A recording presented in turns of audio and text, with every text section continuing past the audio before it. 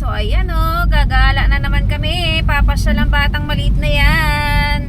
Yan, dahil dumating ang kanyang sweldo, ayan, mamamasyal ang batang maliit. At syempre, pati kami. Ayan, ang panahon ngayon dito guys, ayan, maulan-ulan oh.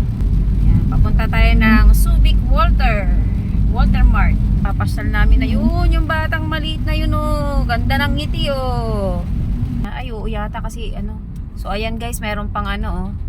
Parang accident. Oo, ayan ito. Na ano sa motor guys oh. Ayan ang motor oh.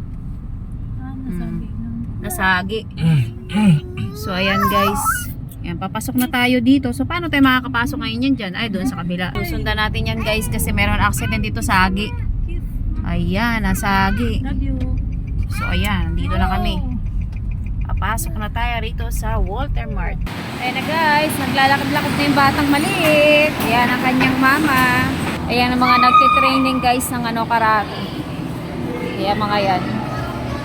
Punta tayo dito sa Mr. DIY. Meron tayong hanapin dito guys. So ayan guys, hanapin natin yung panglagay sa sakong ba yun? Yung parang para hindi magpaltos yung paa. Dito yata yun sa kaya dito yun.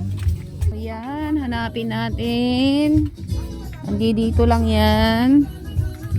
Dito sa mga medyas yun. Thank you for watching.